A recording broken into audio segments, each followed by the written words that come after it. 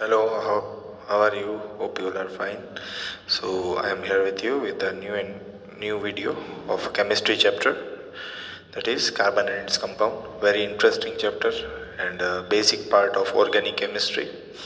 So we'll start today's video discussing about the history of carbon, and then we'll cover what is covalent bond. Then we'll see the covalent bond formation in various atoms and molecules. So let us begin today's video.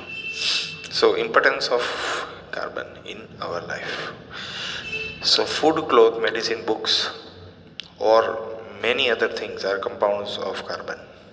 Okay, food के अंदर carbon होता है, आप सबको मालूम है. Glucose होता है, ग्लूकोज के अंदर कार्बन होता है. क्लोथ्स आर डायरेक्टली और indirectly connected with carbon. Many medicines are made from carbon. Books are available from trees. Trees contains glucose, that is nothing but carbon. So many things are made up of carbon. So we can say that all living structures are mostly carbon based. Although amount of carbon present in earth crust and in atmosphere is quite major, matlab small. The earth crust has only 0.02% of carbon in the form of minerals like carbonates, hydrogen carbonates, coal and petroleum products, and the atmosphere is 0.03% carbon dioxide. The importance of carbon is immense. Carbon की limitation है, मतलब availability की limitation है, पर उसके use है वो बहुत ही वाइड है. ठीक है, अब हम आगे जाते हैं कोवेलेंट बॉन्ड में. तो हम कार्बन है वो कौन सा बॉन्ड मेनली फॉर्म करेगा, तो वो है कोवेलेंट बॉन्ड. क्यों कोवेलेंट बॉन्ड फॉर्म करेगा, उसका रीज़न आपको ये वीडियो देखते देखते हुए समझ में आ जाएगा. Covalent bond is a chemical bond that is form by sharing of electron pairs. क्या शेयर होता है स्टूडेंट्स, याद रखना है. इलेक्ट्रॉन का पेयर को शेयर करके जो बॉन्ड बनता है उसका नाम है covalent bond. The shared electron belongs to the outer shells of the both atoms. Shared electrons है वो हमेशा आउटर शेल्स में रहने वाला है. And lead to both gaining noble gas configuration, जिसके कारण दोनों के पास नोबल गैस जैसा कन्फिग्रेशन आ जाता है. मतलब कि लास्ट सेल में इलेक्ट्रॉन का यूज़ करके जब एक डायएटम बनता है तो वो डायएटम के पास जो कॉन्फ़िगरेशन होगा it would be same as that of the noble gas. Okay, now let's try and understand. As you all know that hydrogen has atomic number 1. So one proton is there and one electron is shown in an orbit. So what will happen students, one electron is there in hydrogen, another atom of hydrogen will come. You can see दो hydrogen के atom आएंगे. ठीक है, एक hydrogen का atom है वो दूसरे हाइड्रोजन को फ्रेंड बनाएगा. ठीक है, तो एक इलेक्ट्रॉन आया एक हाइड्रोजन एटम से और दूसरा इलेक्ट्रॉन आया दूसरे हाइड्रोजन एटम से. तो ये जो बन गया वो है हाइड्रोजन मॉलिक्यूल जो सेम एटम से बना हुआ है. ठीक है स्टूडेंट्स, तो ये शायद आपको समझ में आ गया होगा कि H2 है उसको क्यों हम H2 लिखते हैं. तो उसके बीच का बॉन्ड कौन सा है, तो शेयरिंग ऑफ इलेक्ट्रॉन वाला बॉन्ड है. ठीक है, दोनों ने इक्वल इलेक्ट्रॉन शेयर किए. लेफ्ट साइड वाले हाइड्रोजन एटम ने एक इलेक्ट्रॉन, राइट वाले ने एक electron. So you can see that 2 electrons are shared and this is shown as H dash H. So if I am drawing H, 1 electron is from left side atom, one from right side atom. So this will be your electron dot structure students. ये है आपका electron dot और Lewis structure you can say. And H dash H is nothing but your bond structure. Okay, so you have to remember हम सभी atoms का electron dot और bond structure draw करने वाले हैं. And you can see that the covalent bond present between hydrogen atom is 1, so it is single covalent bond. Now what is the basic difference between ionic and covalent bond? So ionic bond are good conductors of electricity when they are found in aqueous or molten state. molten का मतलब होता है semi liquid state. ठीक है, whereas most covalent compounds are poor conductor of electricity. Mostly जो covalent compound है वो electricity को पास नहीं होने देंगे। आयनिक कंपाउंड है वो एक्वियस स्टेट और मोल्टन स्टेट में पास होने दे सकते हैं। ठीक है। दूसरी चीज़ हमने पढ़ा था कि आयनिक कंपाउंड का बॉन्ड है वो बहुत स्ट्रॉन्ग होता है। That's why the boiling point and melting point are very high. उसका बॉइलिंग पॉइंट और मेल्टिंग पॉइंट बहुत ज़्यादा होता है। बहुत ज़्यादा एनर्जी देने से ही बॉन्ड है वो टूट सकता है। अगर वो आयनिक बॉन्ड है तो इसमें बहुत ज़्यादा एनर्जी आपको देनी पड़ेगी और इसमें आपको कम एनर्जी देनी पड़ेगी। ठीक है। इसमें इलेक्ट्रिसिटी है वो कंडक्ट सबसे ज़्यादा कर सकती है और इसमें नहीं कर सकती है। किसमें? कोवेलेंट बॉन्ड वाले कंपाउंड्स में। ठीक है। आगे जाते हैं। इंटरमोलिकुलर फोर्स, जो मैंने आपको पहले से ही बता दिया है कि electrostatic attractive force is present between ions. Electrostatic force of attraction is present between ionic bond. Okay, so electrostatic force of ionic bond is much more than that of the force of attraction between the atoms in a ionic compound. ठीक है। Electrostatic force किसके बीच में होता है? Cation और anion के बीच में। ठीक है। कैटायन जो है वो जनरली पॉजिटिव चार्ज रखते हैं, एनायन में नेगेटिव चार्ज होता है, ये अट्रैक्ट करते हैं। ये वाला फोर्स अब बहुत ज़्यादा होता है आयनिक इंटरमोलिकुलर फोर्स से। तो बॉन्ड स्ट्रेंथ जो है वो आयनिक बॉन्ड की ज़्यादा होगी और इसकी बॉन्ड स्ट्रेंथ कम होगी। ठीक है। आगे जाते हैं। Ionic compounds are formed by complete transfer of electrons. इसमें तो इलेक्ट्रॉन्स की कंप्लीट ट्रांसफर होती है तभी आयनिक कंपाउंड फॉर्म होता है। सबको मालूम होगा स्टूडेंट्स।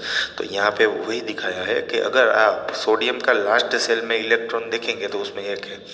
क्लोरीन में लास्ट सेल में 7 इलेक्ट्रॉन्स प्रेजेंट होते हैं। तो अगर सोडियम को क्लोरीन के साथ बॉन्ड बनाना है then sodium has to share the electrons. तो ये इलेक्ट्रॉन है वो ये पोजीशन में आ गया है, आप देख सकते हो। Right, and that's why new compound is formed, that is Na plus Cl minus, and Na plus is nothing but your cation and Cl minus is your anion. Okay, hence they have ions. तो कौन से ions होते हैं? Anion and cation, but covalent bond do not form any ions. तो ये है basic differences जो exam में पूछा जा सकता है। What are the basic difference between covalent bond and ionic bond? So you can explain with good examples. Now let's move further. अब क्वेश्चन ये आता है स्टूडेंट्स कि why carbon can not form ionic bond? Carbon क्यों ionic bond form नहीं कर सकता है? ये भी क्वेश्चन आता है। ठीक है। कार्बन का एटॉमिक नंबर होता है 6, इसका इलेक्ट्रॉनिक कॉन्फ़िगरेशन है 2,4, मतलब आउटर मोस्ट सेल में होंगे 4 इलेक्ट्रॉन्स। ठीक है। तो इसमें 2 सिनारियो पॉसिबल है। या तो कार्बन है उसमें से आप चारों इलेक्ट्रॉन को रिमूव कर दीजिए या फिर 4 इलेक्ट्रॉन कहीं से लेकर कार्बन में ज्वाइन कर दीजिए। तो अभी हम पहला केस को डिस्कस करेंगे जिसमें आप देख सकते हो it could gain 4 electrons and form C4 minus Ni। तो देखिए स्टूडेंट्स, कार्बन जिसका इलेक्ट्रॉनिक कॉन्फ़िगरेशन है 2,4 because atomic number is 6, if this carbon gains 4 electrons, अगर ये कार्बन ने 4 इलेक्ट्रॉन गेन कर लिए तो क्या होगा? तो ये कार्बन के पास लास्ट सेल में 8 इलेक्ट्रॉन्स हो जाएंगे और साथ में ऊपर 4 माइनस, मतलब कि जितने भी इलेक्ट्रॉन उन्होंने गेन किए, कार्बन एटम ने गेन किए, उतने 4 माइनस मतलब उतने चार्ज उसमें असाइन हो जाएगा। तो C4 minus is an anion because it is attracted towards anode during electrolysis process, इसलिए इसका नाम है एनायन। ठीक है। इसमें 4 इलेक्ट्रॉन्स जो है उन्होंने गेन किया है। Okay, but it would be difficult for the nucleus with 6 proton to hold on 10 electrons, that is 4 extra electrons. तो ये न्यूक्लियस के लिए थोड़ा डिफ़िकल्ट होने वाला है। देखिए स्टूडेंट्स, अगर आप एक न्यूक्लियस बनाते हैं कार्बन का, तो कार्बन के न्यूक्लियस में कितने प्रोटॉन हो सकते हैं? 6 प्रोटॉन। ठीक है। ओके, नाउ आइडियली कार्बन के पास कितने इलेक्ट्रॉन्स होते हैं? 6, 1 2 3 4 5 6। ठीक है।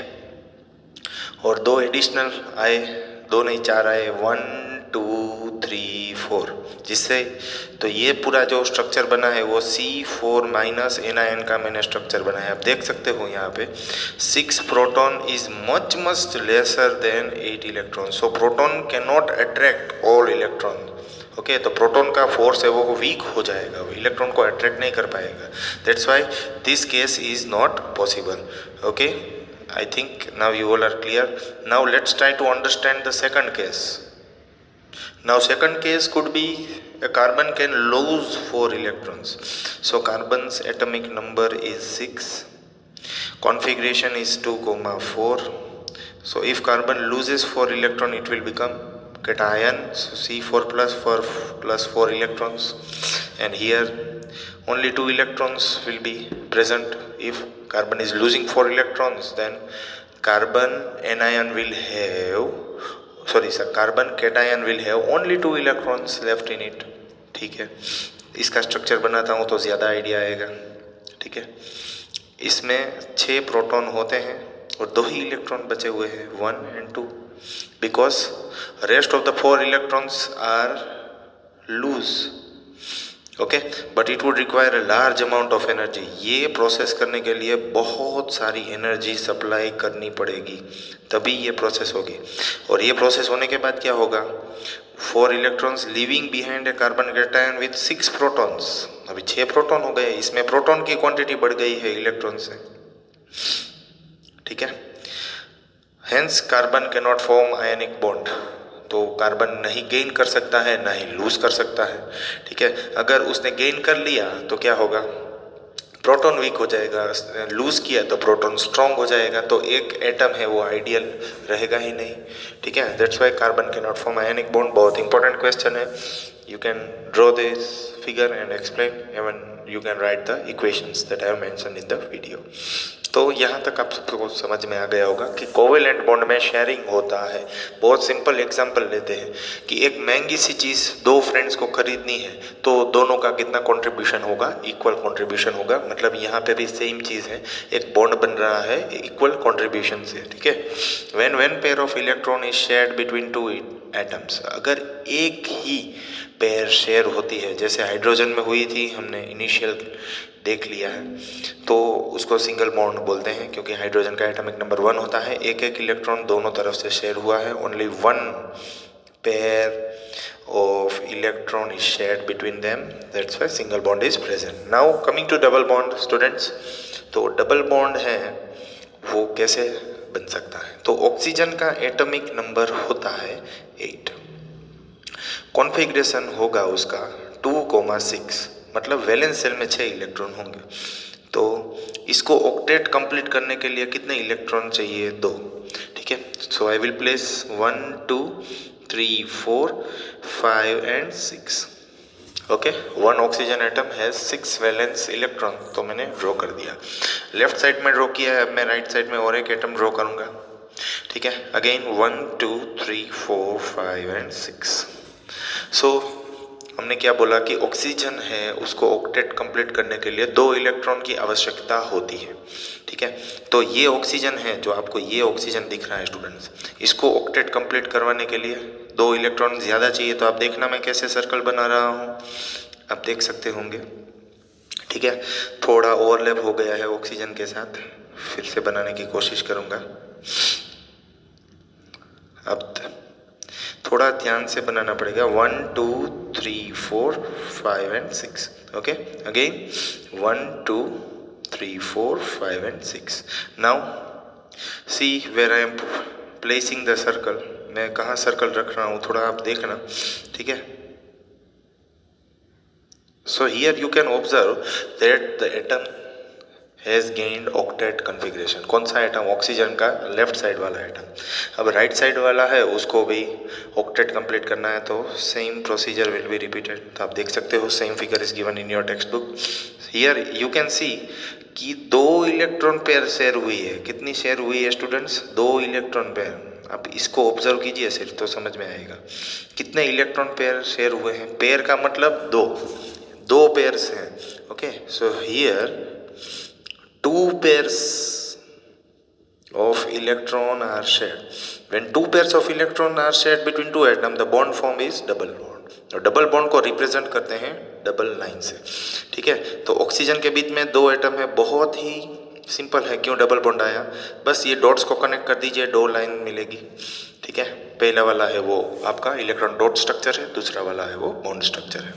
Next coming to triple bond structures, last topic है ये वीडियो का, ठीक है। ट्रिपल बॉन्ड होने के लिए नेम से ही आपको अभी मालूम हो जाएगा कि 3 इलेक्ट्रॉन पेयर शेयर हुई होगी, कितनी, 3 electron pair is shared. Okay, now coming to nitrogen, nitrogen atomic number is 7, so 2,5 last shell में 5 इलेक्ट्रॉन्स होने वाले हैं। मतलब इसको कंप्लीट करने के लिए, इसको अपने ऑक्टेट को कंप्लीट करने के लिए 3 इलेक्ट्रॉन्स की रिक्वायरमेंट होती है, ठीक है। कितने इलेक्ट्रॉन्स की रिक्वायरमेंट होती है, 3। तो जितने भी इलेक्ट्रॉन्स की रिक्वायरमेंट है स्टूडेंट्स वो यहाँ रख दो आप, 1 2 3, ठीक है। वैसे लास्ट सेल में कितने इलेक्ट्रॉन्स होते हैं, वैसे तो लास्ट सेल में होते हैं 5 इलेक्ट्रॉन, 3 और 2 हो गए 5, ठीक है। Again nitrogen 1 2 3 4 and 5। तो नाइट्रोजन को ऑक्टेट कंप्लीट करने के लिए 3 इलेक्ट्रॉन चाहिए। तो अगर हम लेफ्ट साइड वाले एटम की बात करते हैं, उसका मुझे कॉन्फ़िगरेशन कंप्लीट करना है, ऑक्टेट कॉन्फ़िगरेशन, तो ऐसे मुझे सर्कल करना पड़ेगा। सेम वे अगर मुझे राइट एटम का ऑक्टेट कंप्लीट करना है तो मुझे ऐसे सर्कल करना पड़ेगा, ठीक है। तो ये हो गया आपका डॉट स्ट्रक्चर। आगे जाते हैं बॉन्ड लाइन स्ट्रक्चर को बनाने के लिए। पहले 2 डॉट्स को कनेक्ट करेंगे तो इसकी एक लाइन सेगमेंट, दूसरी और तीसरी, तो 3 बॉन्ड लाइंस आएगी। ट्रिपल कोवेलेंट बॉन्ड प्रेजेंट होता है नाइट्रोजन के एटम में, ठीक है, जो रिप्रेजेंट होता है 3 लाइंस। तो अभी आप सबको समझ में आ गया होगा कि हाइड्रोजन हाइड्रोजन के बीच में सिंगल कोवेलेंट बॉन्ड होता है, ठीक है। ऑक्सीजन के बीच में डबल और नाइट्रोजन के बीच में ट्रिपल कोवेलेंट बॉन्ड होता है। इसका मतलब यह है हाइड्रोजन है वो 1 पेयर ऑफ इलेक्ट्रॉन शेयर करता है, oxygen 2 pair of electron share करता है और नाइट्रोजन है वो 3 पेयर को शेयर करके कोवेलेंट बॉन्ड बनाता है। इससे डायटम्स बनते हैं, ठीक है। जैसे इसमें N2 बना, सेम वे ऑक्सीजन में O2 बना था। तो होपफुली आपको पूरा वीडियो अच्छे से समझ में आ गया होगा। तो ज़रूर से लाइक कर दीजिए और सब्सक्राइब नहीं किया है तो ज़रूर से सब्सक्राइब कर दीजिए, तो आपको रेगुलर अपडेट्स मिलती रहेगी। Thank you.